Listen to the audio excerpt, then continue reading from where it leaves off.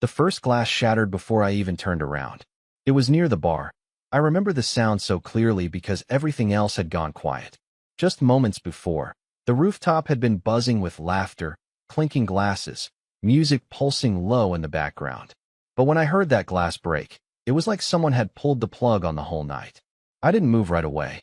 I just stood there, frozen, holding a plate of untouched mini crab cakes and pretending I didn't feel my entire spine tense up. And then I heard it, her voice.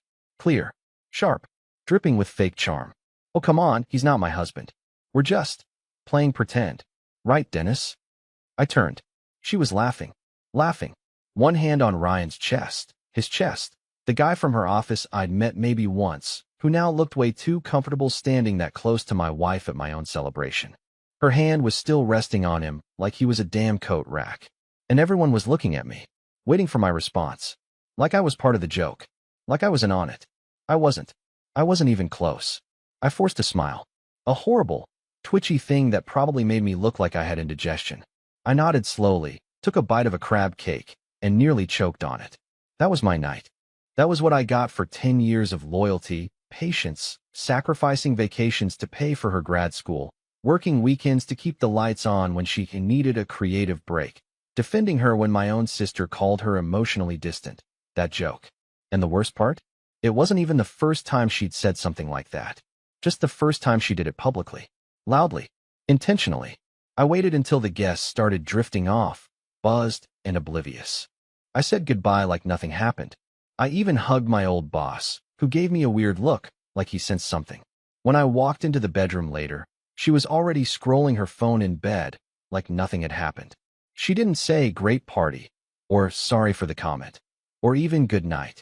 Just a flat, glassy stare at whatever reel she was watching. And that was the moment I knew. I wasn't married anymore. At least, not to someone who respected me. So I did what I never thought I'd do.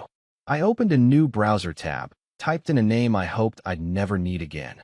Nathan Berger, private investigator, and hit send on an email I'd been rewriting in my head for 2 years. I didn't care if it was paranoid. I didn't care if I was overreacting.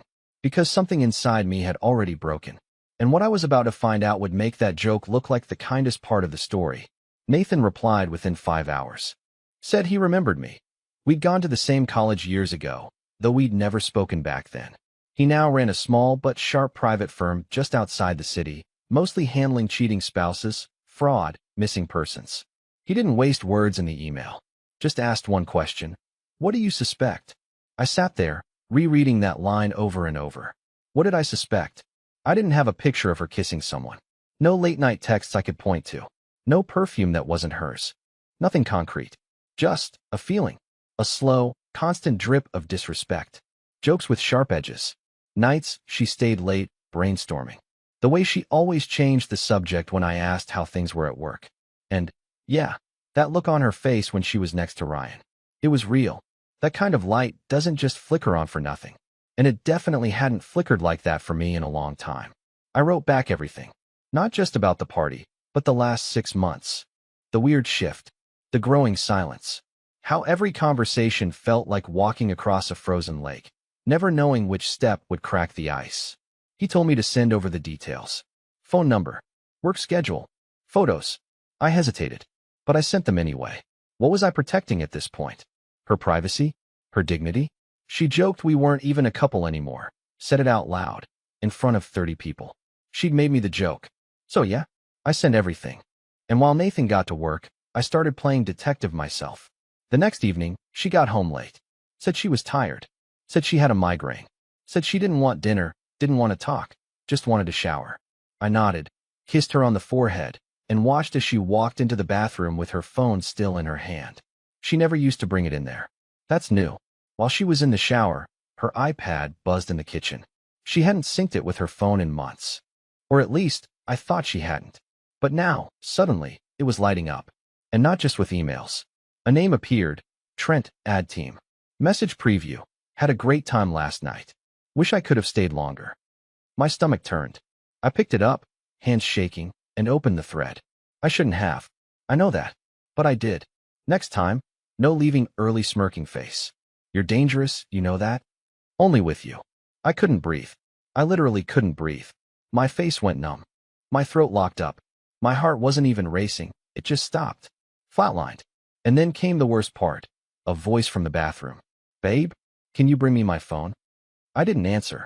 I just stared at the iPad. The messages still open, my fingerprint smeared across the glass.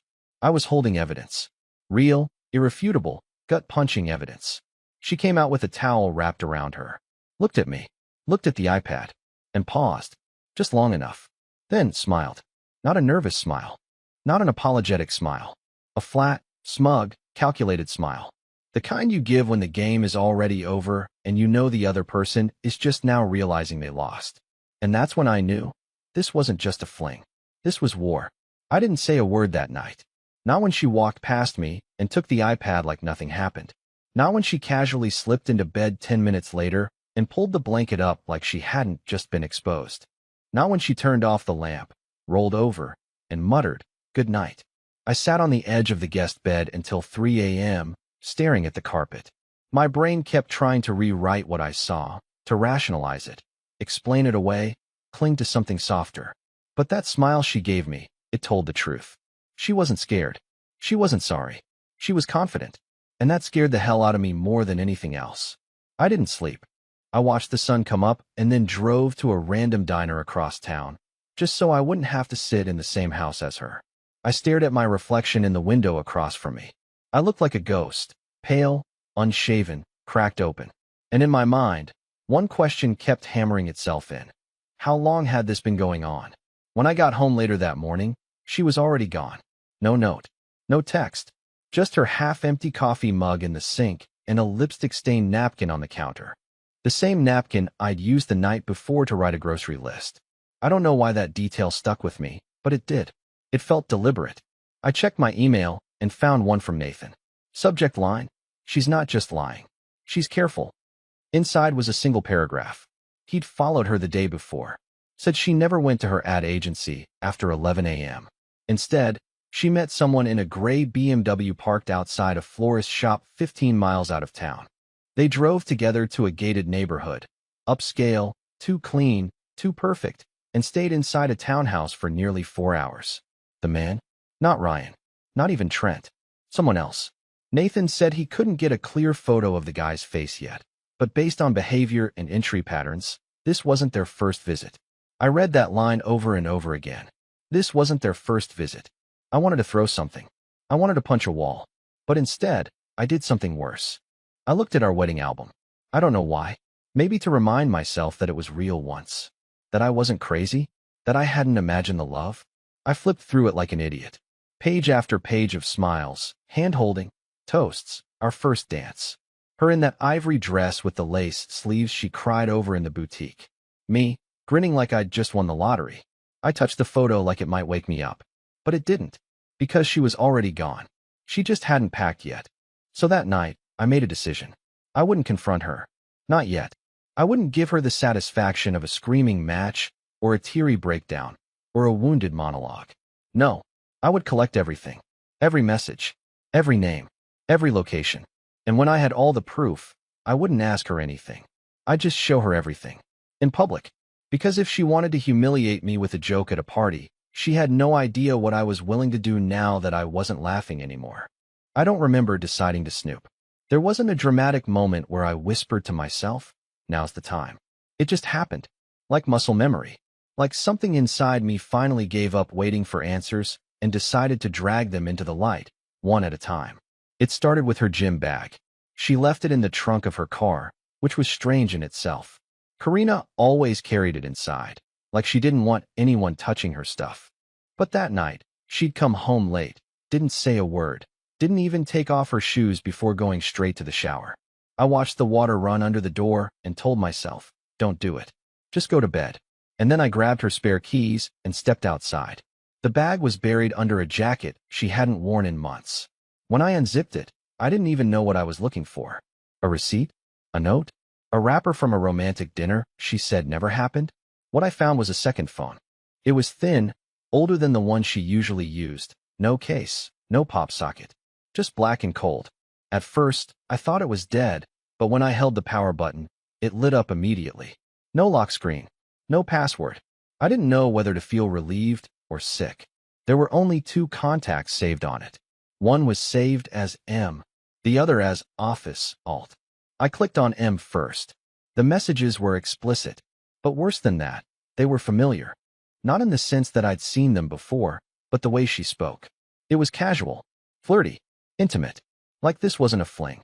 Like this was someone she talked to more naturally than she ever talked to me anymore. Did you book the cabin? I told him I'd be at a work retreat. He didn't even blink. So pathetic. 2 more weeks, and I'll have the savings moved. That last one broke me, because I knew what she meant.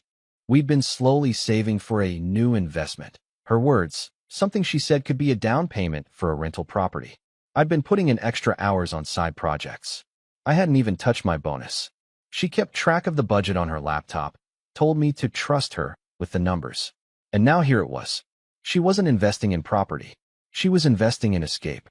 I switched over to the other contact, Office Alt, and that's when things spiraled. These messages were older. A month back, maybe more. But they told me everything I didn't want to know. Trent, the guy from the iPad, he wasn't the main affair. He was the first. A placeholder. A soft betrayal to test the waters. But this guy, M, this was the real thing. They talked about furniture. About how he didn't like modern decor, and she was trying to ease him into her style. They